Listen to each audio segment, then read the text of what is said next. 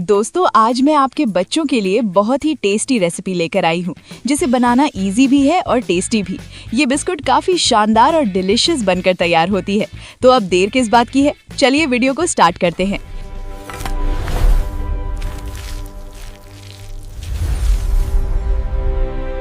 नमस्कार दोस्तों, mother's cooking recipe में आपका बहुत बहुत स्वागत है।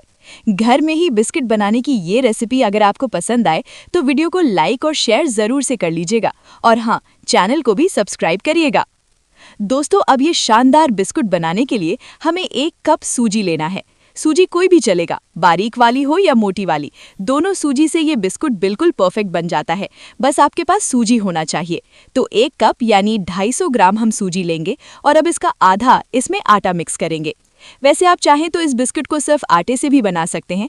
इसके अलावा आप चाहें तो सूजी और आटा की जगह सूजी और मैदा से भी इस बिस्कुट को बना सकते हैं।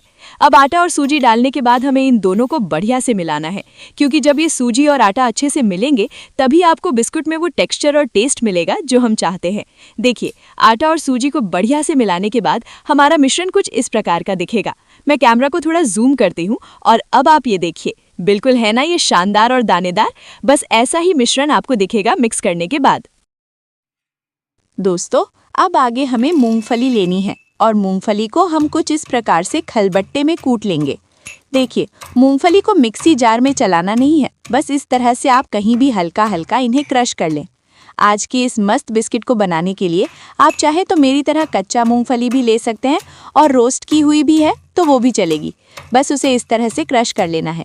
तो दोस्तों, टोटल यहाँ पर हमने 60 ग्राम मूंगफली को क्रश किया है और अब इसके दाने को हम सूजी और आटे वाले मिश्रण में डालेंगे। अब इसके अलावा हमें इसमें चीनी डालनी है। चीनी 80 ग्राम लेना है। दोस्तों, यहाँ पर हमने मोटे दाने वाली चीनी ली है। ऐसा इसीलिए ताकि बिस्किट के ऊपर चीनी के खड़े और मोटे दाने दिखे, उस तरह से जिससे औरों को बिस्किट देखने में लगेगा कि मार्केट से ही हमने इसे खरीदा है। ये देखिए, चीनी के मोटे दाने रहने से बिस्किट बहुत ही खूबसूरत लगता है। अब चीनी डालने के बाद हमने सारी चीज़ों को बढ़िया से मिला दिया है, क्योंकि अगर मिश्रण बढ़िया से मिक्स होगा तभी बिस्किट भी एकदम मज़ेदार और टेस्टी बनकर तैयार होगी। दोस्तों, अब आगे आपको इस मिश्रण में 2 चम्मच देसी घी डालना है। आप इस वाले बिस्किट को बनाने के लिए देसी घी का ही इस्तेमाल करिए, क्योंकि देसी घी यूज़ करने से बिस्किट बिल्कुल खस्ता बनता है। अगर आप रिफाइन ऑयल का यूज़ करेंगे तो बिस्किट थोड़ी कड़क हो जाएगी और साथ ही वो टेस्ट और फील भी नहीं आएगा जो बिस्किट से आनी चाहिए। देसी घी डालने के बाद मिश्रण को हमें बढ़िया से मिलाना है। हाथों से बढ़िया से इसको रब करना है ताकि जो इसका मोइन है वो मिश्रण के अंदर तक कण कण में चला जाए और फिर इसका दाना दाना खिल उठेगा। दोस्तों, ये देखिए, अब आपका मिश्रण कुछ इस प्रकार का दिखेगा। लग रहा है ना एकदम टेस्टी।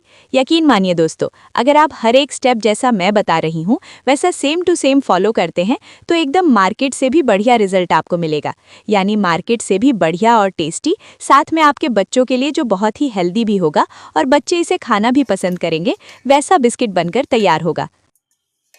दोस्तों, अब हमारा मिश्रण बढ़िया से मिल चुका है, इसका दाना दाना खिल उठा है। तो अब हमें इसमें दूध डालना है। दूध डालते समय ये ध्यान रखना बहुत ज़रूरी होता है कि जो दूध हम इस्तेमाल कर रहे हैं वो उबाली हुई होनी चाहिए। हमें कच्चा दूध यूज़ नहीं करना है। ऐसा इसीलिए क्योंकि जो कच्चे दूध की स्मेल होती है ना, वो हमारी रेसिपी के अंदर भी आ सकती है। इसीलिए पहले दूध को उबाल लें और उसके बाद ही मिश्रण में दूध डालकर आपको देखिए इस तरह का डो तैयार कर लेना है। इसको हमने ज़्यादा गूंथा नहीं है, बस सभी चीज़ों को दूध के साथ मिलाकर समेटकर एक जगह पर इकट्ठा कर दिया है। अब दोस्तों, डो बनाने के बाद कम से कम इसको आप 10 मिनट के लिए रेस्ट पर ज़रूर रखिए। इससे हमारी डो बढ़िया से सेट हो जाती है और फिर जो इसका टेक्सचर आता है ना, वो बहुत ही गजब का होता है। ये देखिए, अब 10 मिनट बाद ये अंदर से बिल्कुल जालीदार हो गई है ना। अब देखिएगा दोस्तों, इससे हम इतनी टेस्टी बिस्किट बनाकर तैयार करेंगे ना कि सिर्फ आपके बच्चों की ही नहीं, आपकी भी ये बिस्कुट फेवरेट हो जाएगी। डो को रेस्ट पर रखने के बाद अब आगे देखिए, हमें मिश्रण से लोई तोड़कर इस तरह की छोटी छोटी बॉल बना लेनी है। ज़्यादा बड़ी लोइयां मत काटिएगा, नहीं तो फिर तेल में फ्राई करते समय इसको पकाने में आपको दिक्कत हो सकता है या फिर कुछ ज़्यादा ही समय लग सकता है। इसके बाद हम एक छोटी सी लोई की ही साइज़ की कटोरी लेंगे और बॉल्स को कटोरी से प्रेस करेंगे ना, तो क्या होगा कि ये चपटा हो जाएगा और बिल्कुल बिस्किट की तरह बन जाएगा। देखिए इस तरह का बिस्कुट। आपको इस पर थोड़े से क्रैक्स भी देखने को मिलेंगे जो इसके लुक्स को और भी गजब का बना देता है। वैसे आप चाहे ना तो हथेलियों के बीच में बॉल्स को रखकर भी इसे दाबेंगे तो ये बिस्किट जैसा शेप ले लेगा, लेकिन हाथों से शेप देने पर ये क्रैक्स नहीं दिखते हैं। इसीलिए मैं तो कहूँगी कि आप बिस्किट बनाने के लिए इस तरह से कटोरे का ही इस्तेमाल करिए, क्योंकि बिस्किट का जितना टेस्टी बनना ज़रूरी है उतना ही ये लुक्स वाइज भी सही से बनना चाहिए। तभी हम मार्केट वाले फील के साथ बिस्किट का मज़ा ले पाएंगे।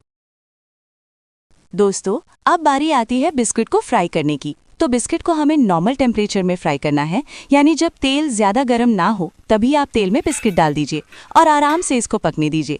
इस तरह से अगर आप बिस्किट को फ्राई करेंगे ना तो ना ही इसके टूटने का टेंशन रहेगा और ना ही फटने का, और बहुत ही आसानी से ये फ्राई हो जाएगा। हल्का लाइट ब्राउन आने तक आपको बिस्किट को फ्राई करना है। अंदाज़ा से देखा जाए तो बिस्किट को फ्राई होने में लमसम 8 से 9 मिनट लग जाएंगे। और नॉर्मल टेम्परेचर पर फ्राई करने से ये फ़ायदा होगा दोस्तों कि बिस्कुट हमारी अंदर तक पक जाएगी।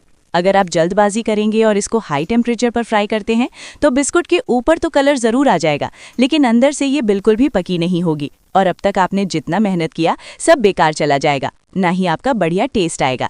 इसीलिए थोड़ा शांति बनाकर आराम से इसको फ्राई करिए और बाहर निकाल लीजिए। दोस्तों, अब आप चाहें तो इस बिस्कुट को महीनों तक स्टोर भी कर सकते हैं, यानी एक बार में ज़्यादा बिस्कुट आपने बना लिया और स्टोर करके किसी एयर टाइट कंटेनर में रख दिया, फिर जब खाने का मन किया तो बिस्कुट निकाला और खा लिया। सिंपल। तो अब हम उम्मीद करेंगे दोस्तों कि आपने इस बिस्कुट को बनाना सीख लिया होगा। अगर आपने ये पूरा वीडियो ध्यान से देखा होगा ना दोस्तों, तो यकीन मानिए अगली बार आप ज़रूर मेरी तरह ये बिस्कुट सही तरीके से बना लेंगे। लेकिन फिर भी अगर कोई परेशानी हो तो हम तो बैठे ही हैं, कमेंट में आप हमसे पूछ सकते हैं। अब बस लास्ट में जाते जाते वीडियो को लाइक, शेयर और हाँ, फ्यूचर में ऐसी ही शानदार रेसिपी देखते रहने के लिए चैनल को सब्सक्राइब ज़रूर से कर लीजिएगा। Thank you.